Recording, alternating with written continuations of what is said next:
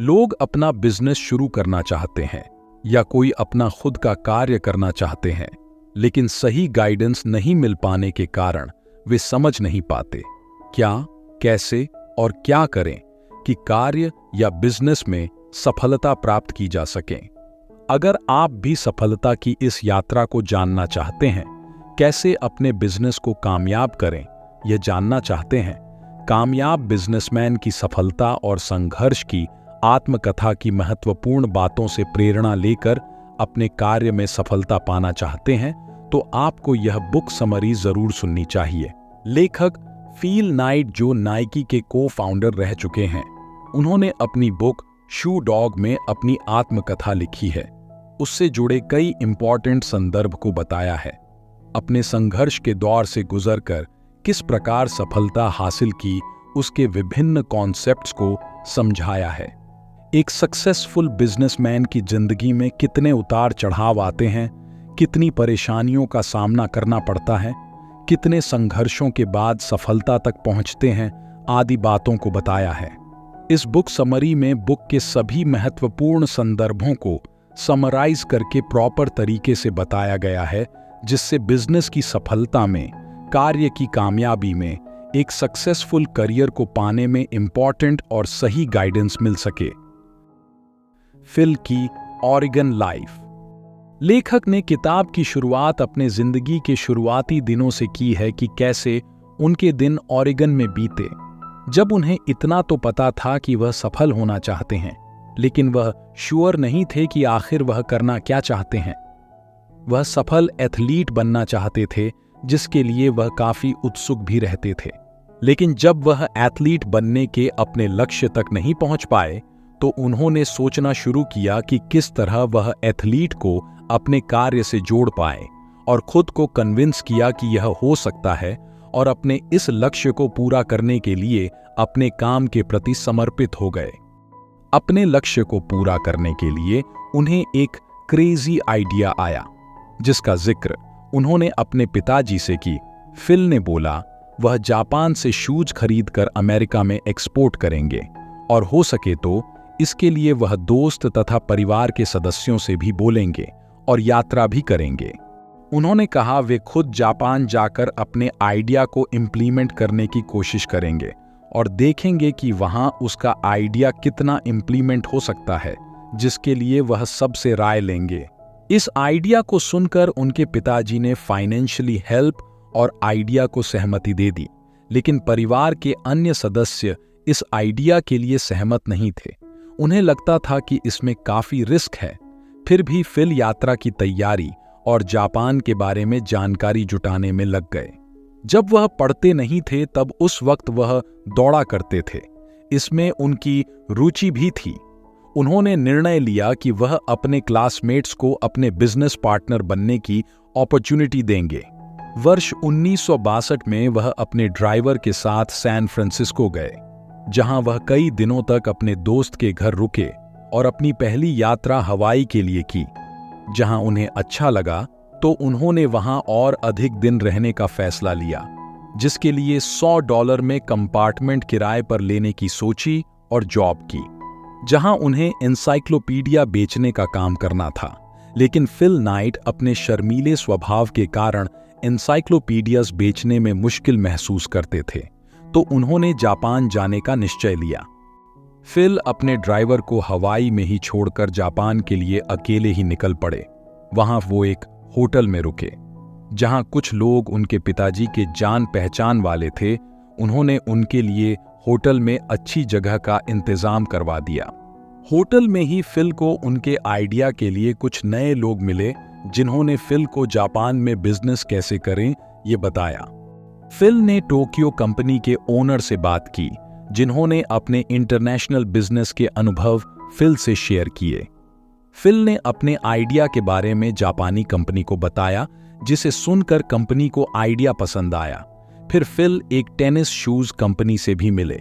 Fill ने अपने business idea को आगे बढ़ाने के लिए ओनित्सुका के ऑफिस गए, जहां कॉन्फ्रेंस रूम में मीटिंग के दौरान अपने आइडिया की बात की, कैसे वह अपने ब्लू रिबन स्पोर्ट्स को स्टार्ट करना चाहते हैं। फिल ने यह भी बताया कि क्यों वह उसकी कंपनी ओनित्सुका शूज यूएस में बेचना चाहते हैं, जिसके लिए एग्जीक्यूटिव ने उन्हें उनकी कंपनी ओनित्सुका टाइगर शूज को यूएस में बेचने के लिए सहमत हो गए। फिल ने एडिडास के मुकाबले अपने ब्रांड के लोएस्ट प्राइस की बात की और एथलीट के यूज की भी रिक्वायरमेंट बताई, जिसे एग्जीक्यूटिव सुनकर इंप्रेस हुए।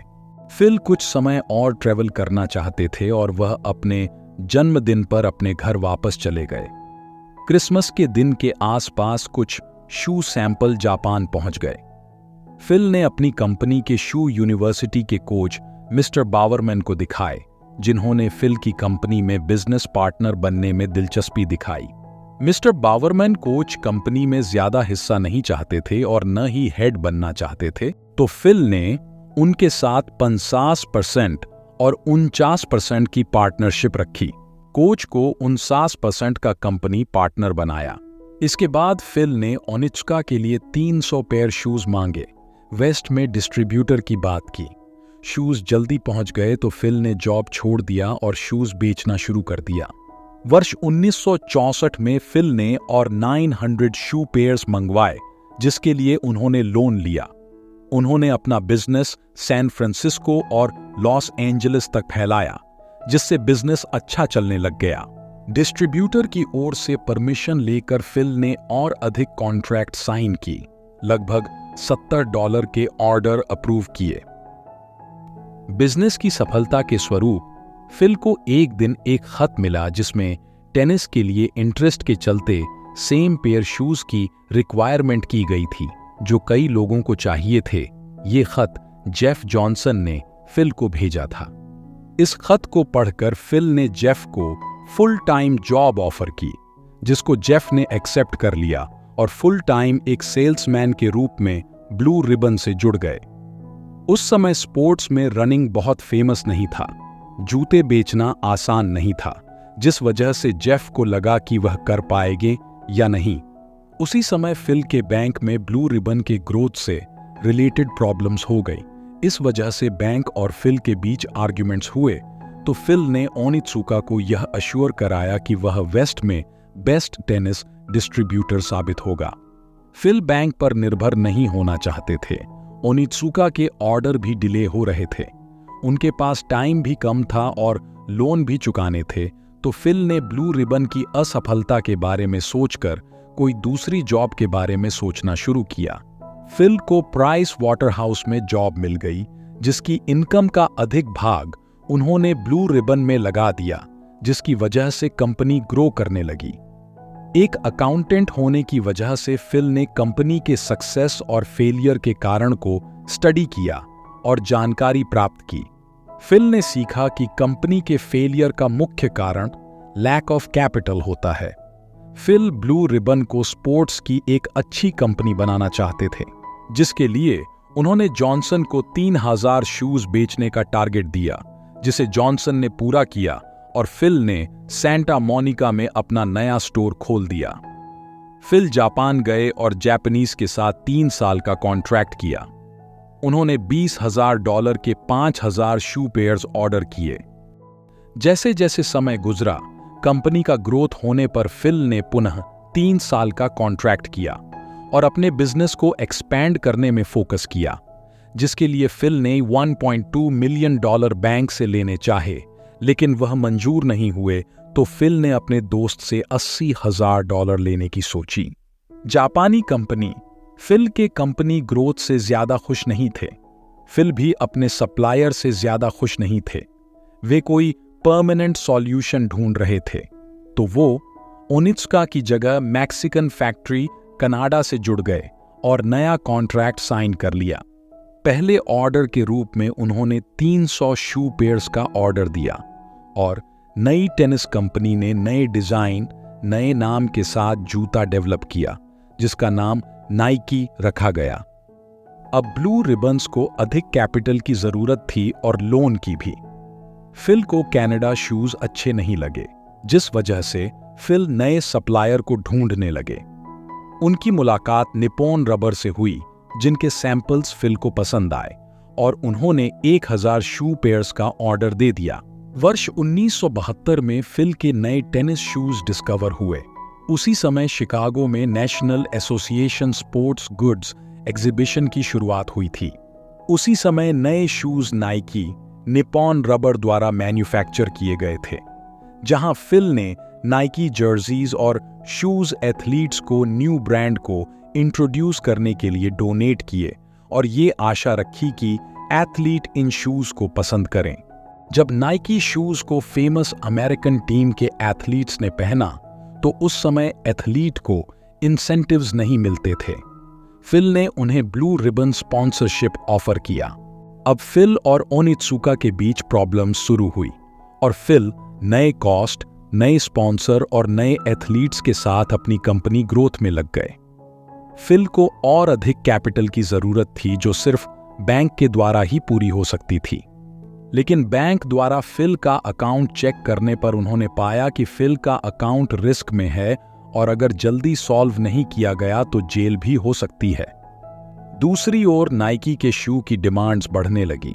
नाइक शूज पहनकर एथलीट्स ने गोल्ड मेडल भी जीते, लेकिन फिर भी कंपनी लॉस से गुजर रही थी। अब फिल ने नए डिजाइन के शूज नाइकी के रूप में उपलब्ध कराए, 2 नए इन्वेस्टर्स रखे, एम्प्लॉयर्स को कॉलेज के बास्केटबॉल और फुटबॉल टीम में डील स्पॉन्सर करने के लिए भेजा।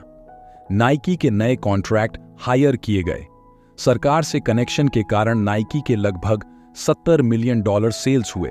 फिर फिल की मुलाकात चैंग से हुई ताकि चाइनीज मार्केट में प्रोडक्ट लॉन्च कर सके, जिसके लिए सरकार की अनुमति की जरूरत थी। नाइकी के साथ 2 एग्रीमेंट साइन किए गए ताकि 25 साल वह यह बिजनेस कर सके। नाइकी 1980 में पब्लिकली इंट्रोड्यूस हुआ, जिसकी पहले दिन की स्टॉक प्राइस $22 मिलियन थी।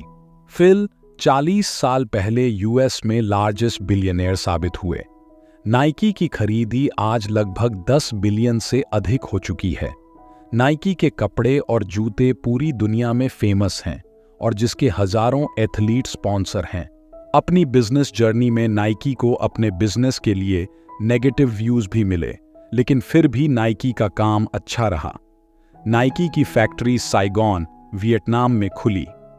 फिल ने अपने पूरे बिजनेस सफर में यह सीखा कि लक का भी सक्सेस में रोल होता है, लेकिन कड़ी मेहनत, अच्छी वर्क टीम, कार्य के प्रति डिटर्मिनेशन की कोई तुलना नहीं होती।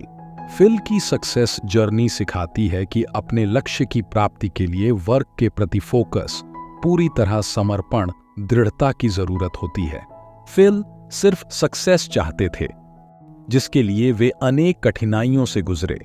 ये बुक उनके लिए एक अच्छी गाइडेंस है जो कुछ बड़ा करने के सपने देखते हैं, उन्हें पूरा करना चाहते हैं। सफलता में लक सहायता करता है, लेकिन अपने कार्य के प्रति समर्पण जरूरी है। इस बुक समरी में फिल नाइट की आत्मकथा को प्रॉपर रूप से डिस्क्राइब किया गया है।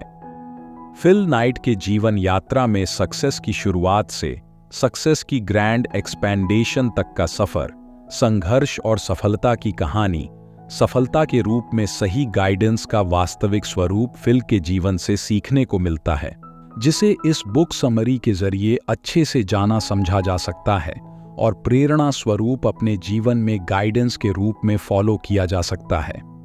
हम आपसे मिलते हैं एक नए बुक के साथ। हमारा चैनल लिमिटेड स्काई को सब्सक्राइब करें ताकि कोई भी वीडियो आप मिस न करें।